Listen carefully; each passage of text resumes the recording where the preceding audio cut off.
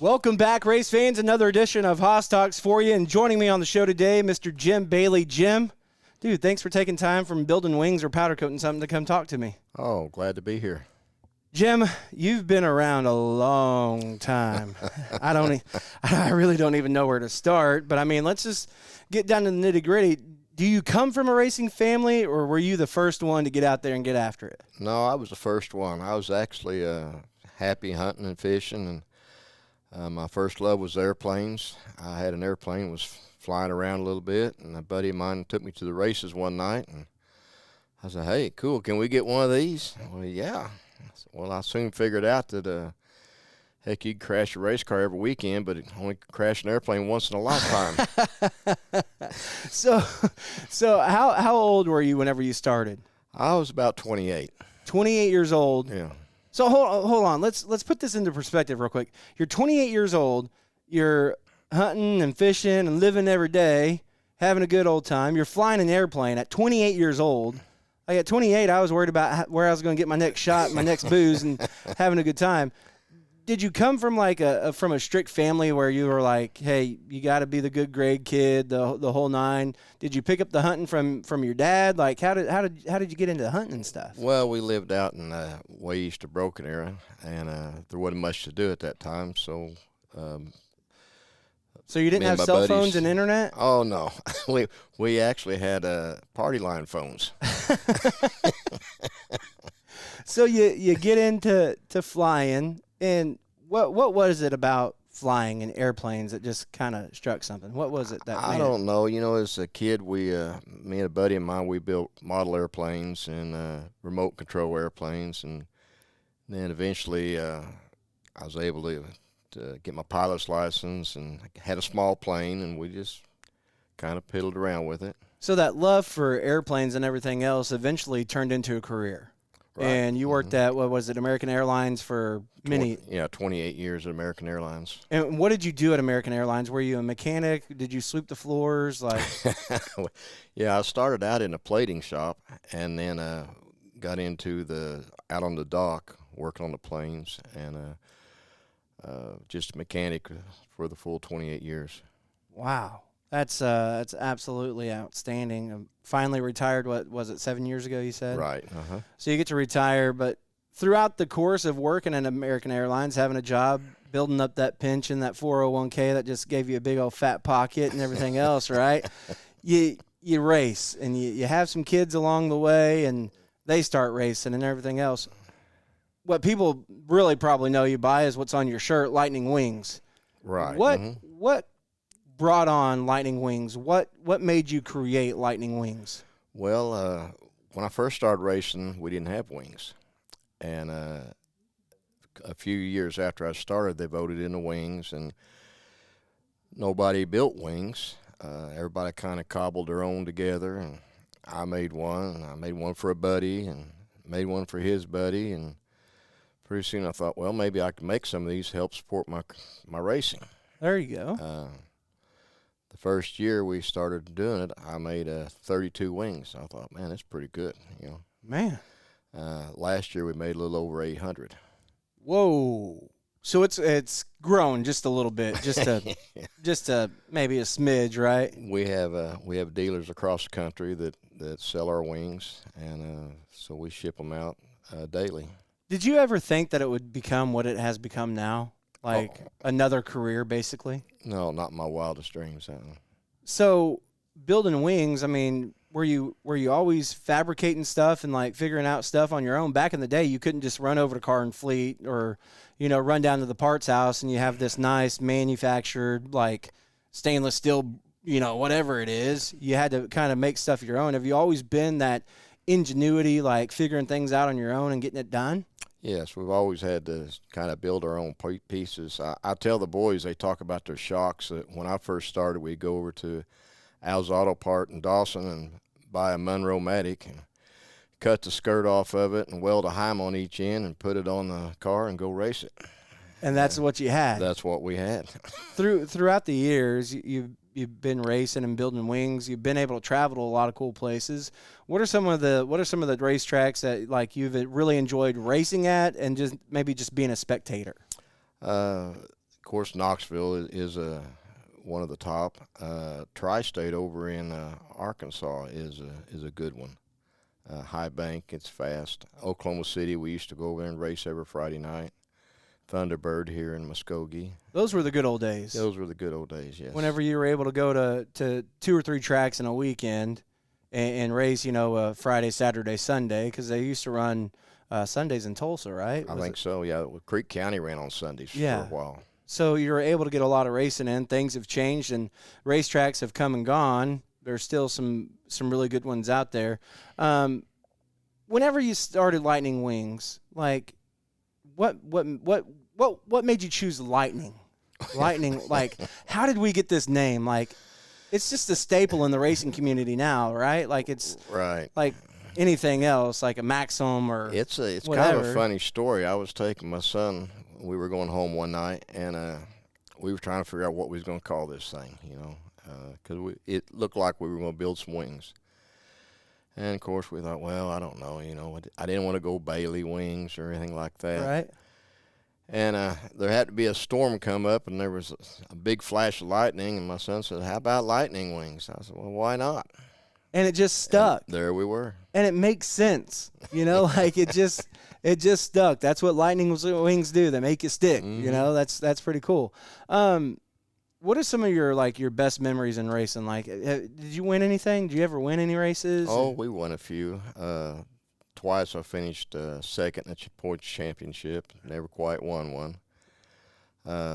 My son won an ASCS Sooner Region Championship, and I thought I was done racing, and then along come the grandkids. And now, so you have a whole swarm of kids. Exactly. Basically, you might as well say a swarm. I mean, a swarm is more than one, and you got 3 of them in there, and now you have Justin in the shop. Right. So that's worth 5 or 6 just in that one. What's it been like for you, kind of trying to pass down those values and pass down that knowledge that you have, and working with the grandkids? Has that been more rewarding than you racing or flying or anything else? It really has, because when they start out, they don't know anything, and you teach them a little at a time. Well, they think they know everything, but they they don't know anything. Yeah, well, I always tell them, I say, I've taught you everything you know, but I haven't taught you everything I know. Hey, that's a good saying right there.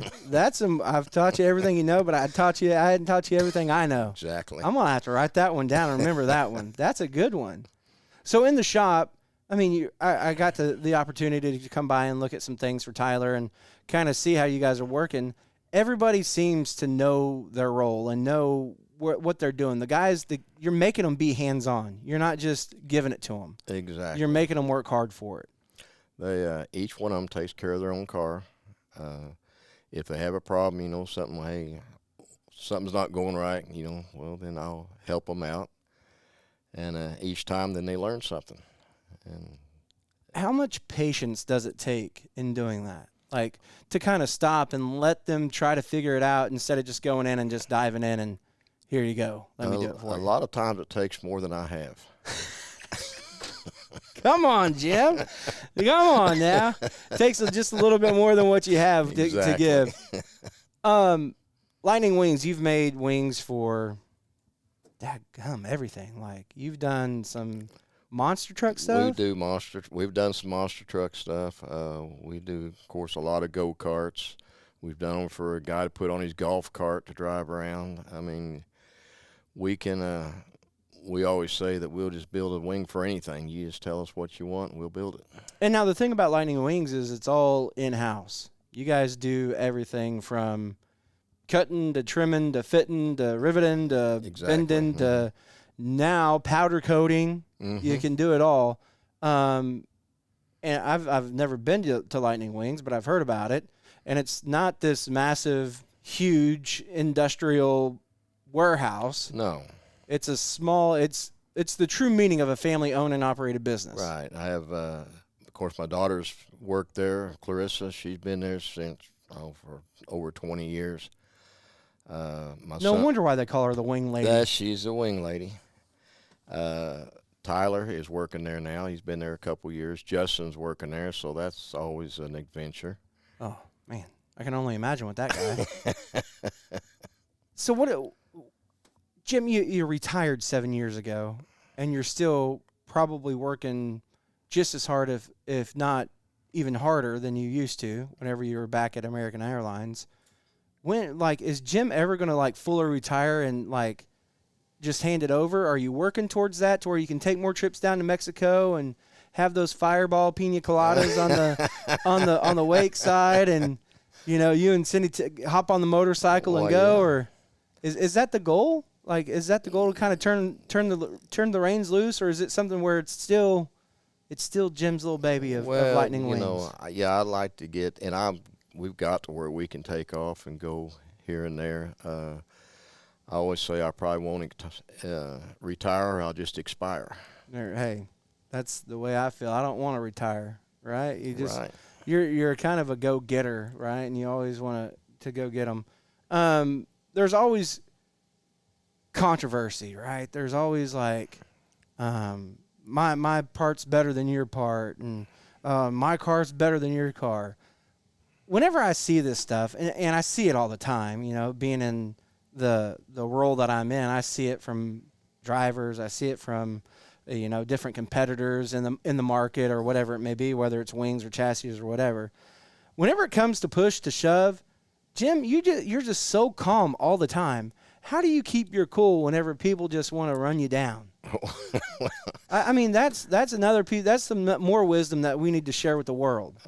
My wife might contradict that sometimes. There's a thing they call a Jim Bailey fit, when I just finally had enough and it just explodes. I don't want to be around for that. That doesn't come as often as it used to. So I think age has mellowed you. So you getting older is kind of making you a little bit wiser, as they say. I'd say that's cool with me. Do you have any, like, big goals for Lightning Wings? I mean, I'm sure whenever you started out, you were like, you know what, I want to build wings for this sprint car team, or I want to build wings for this people or that people. Do you want to expand any more, to have any more dealers? Do you have goals to be able to do more, or do you think that you're right where you need to be right now with Lightning Wings? I think with the wing part, we're about where we need to be. The powder coating, I'd like to expand a little bit more. We're only running it about 3 days a week. Of course, we're our best customer, and we've got a lot of other customers that come in and out with different things. But I would like to expand the powder coating some. That's a messy job. Like, I know a couple of people that do it. Are you the one that's getting in there and getting looking like a Smurf after powder coating blue, or right, looking like Big Bird after doing some yellow? I spray 90% of the stuff, yeah. Man, that's wild to me. Like, Jim, you're not a spring chicken. I mean, I'm not calling you old because I don't want to see a Jim Bailey fit here on Haas Talks, but you're not a spring chicken. How do you keep on going? I mean, what is it? Is it a shot of Fireball every day? No. Or? I think I'm just lucky to able to have my health. Yeah, and keep it rolling. What are the goals racing wise? You just want the kids to have fun? Do you want them to, if they're going to do it, they're going to do it? Is that kind of the attitude? You're not going to, pardon my French or language or whatever, you're not going to half-ass it. Right. We do the best we can with what we got until we get what we want. Dang, Jim Bailey dropping all kinds. We do the best with what we got until we get what we want. And you always want when it comes to racing. Yeah, you always want. You've been dropping pieces of advice and pieces of wisdom and, like, just cool stuff all along the way here. But is there a certain quote or a certain way? How could somebody live the Jim Bailey way? Like, what is it that makes Jim Bailey Jim Bailey? Can you put a word on it? Can you put a saying on it, or is it just I'm just Jim Bailey? I'm just Jim Bailey. That's all there is to it. And you're and what you see is what you get. I was about to say, you're an open book too, all right? You don't put on a front for nobody. You give them what they want. Over the years of racing, did you ever think that it would be what it is today? Like, you've seen racing evolve, right? From having no wings to going down to buying a Monroe shock and, you know, fabricating your own shocks to now having all these knobs and twisty turns and everything else. Did you ever see it like getting that big? And do you feel like, a two-part question here, did you ever see it getting that big? And do you feel like with the advances and everything that it is, it's kind of maybe made it get out of hand a little bit? Like if we were smart, maybe we should simplify it? Yeah, but that's once that gets out of the box, you can't put it back in. You know, you can never back up. It was a lot simpler back then, and I've always said now that, you know, if you had half the things now that and could put it on your car 30 years ago, you'd be amazed. Right. You go to the shootout or the Chili Bowl and look at some of the legend cars, and you look in these things and you wonder, yeah, how do we ever drive these things? Yeah. How did that thing even turn left? Safety-wise, you know, like we had a fiberglass seats that only came up to about the middle of your back. And I started out running a street stock with a bucket seat and a lap belt, you know, and and didn't think twice about it. Didn't think nothing about it. But now you go and you look at somebody and they have a set of belts, a 5-point harness that's a year out of date, and you're like, whoa, bro, no, you are not going anywhere now. I can't believe you're running that. Yeah. So, again, with age comes wisdom, right? Mm-hmm. You get a little bit smarter. Whenever you were racing and even now going to races, are you a guy that likes those big tracks, or would you rather see cars on a bull ring? I like the small track. To me, a big racetrack is just like running down the street to go get groceries. Right. I mean, the fastest car gets out in front. But on a small track, you're busy all the time. Whether you're leading or running dead last, you're in traffic. And it's better for the fans.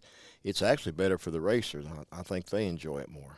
And you got to be a wing fan, right? Are you a fan of wing cars more than non-wing cars? I like watching non-wing cars, but I don't like owning non-wing cars. Although I've got 2 grandsons running non-wing. That just love it. That just love it. And it just every time that a few years back, every time they ran non-wing, it was like pulling teeth to get mom to let them run it and everything else. And now it seems like, well, you know what? They're old enough to know better, but you know what? We're gonna let it happen. They go out there and they do a good job, right? And they do. And let's take Tyler for instance. He hadn't run a wing, so he decided last night, I'm gonna put a wing on.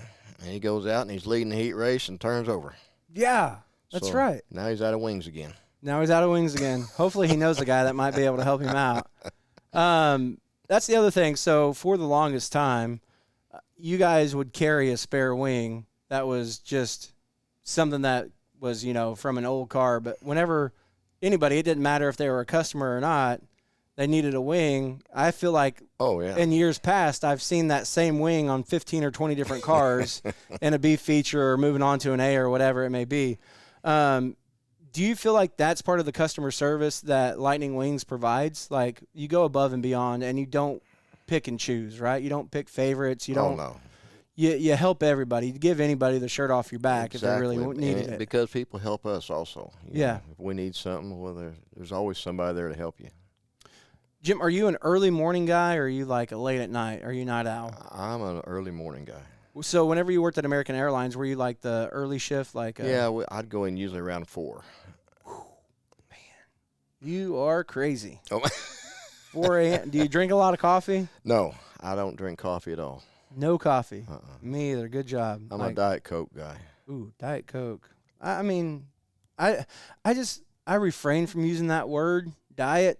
It just seems to scare me. I mean, right? I try. Well, I understand that. If they would call it Coke Light, there you go. I'd be in. And in Mexico, they do that. Do they? Yes. Coke Light. See, I've never been to Mexico, and you've been like 15 times this year already. Like I feel like you have a timeshare there or something. They know you by name. They know you and the Bacons by name. Pretty much. We go about 3 times a year for a week and just have a ball. Are you a big like breakfast guy, or do you just kind of skimp out on breakfast and have a better lunch, or do you save it all for dinner? I save most of it for dinner. I just have a light breakfast and eat a lunch, and then look out come supper time. What's Jim Bailey's go-to meal? Like your favorite of all time? just like, this is the meal. My last supper is going to be this. Well, my wife makes a great chicken fried steak, and she also makes a good chicken, just a fried chicken. All right, so Cindy, whenever you're watching this, I'm a chicken fried steak connoisseur. I mean, I know where you live now, so I mean, all you got to do is Facebook message or something. I'll be more than willing to test that chicken fried steak out. Then you'll have an opinion whether it's the best or not. Right? I will voice that opinion. I won't throw a Jim Bailey fit, but if I get invited. If I don't get invited, I just might come unglued. Jim, is there any words of wisdom that you haven't shared with us, something that you can share with a race dad or a race grandpa, of somebody that's new coming into the sport? Is there something that you could share to them that you wish you would have known whenever you were starting out with grandkids, or you were starting out with your own kid? Well, I always think that, especially with the younger ones, like your junior sprint, the small kids, you have to really let them get into it, because they'll run at the back, and you think, oh my gosh, they're never going to do anything. And then all of a sudden one night the light turns on and they're a race car driver. And the thing that aggravates me the most are the dads that bring their kids out and have never sat in a race car, but they want to get on the kid because he's not doing what they think he should be doing. And I always want to say, get in there and show him. Yeah. Instead of telling him. Yeah. And it's not as easy as it looks, but they all come around and they all get better, and there's a different time frame for each one. Yeah. It's not a timeline, so you got to let them get into it. Make sure that it's something they want to do, not just something Dad wants to do. Exactly, yes. And whenever the time's right, that light bulb's going to flick on, and they're going to be on the throttle. That's good. Just give the kids time. Let them have fun. That's Jim Bailey here on Hoss Talks. And this guy, man, words of wisdom beyond everything. Go back and rewatch it, because I'm sure you missed something.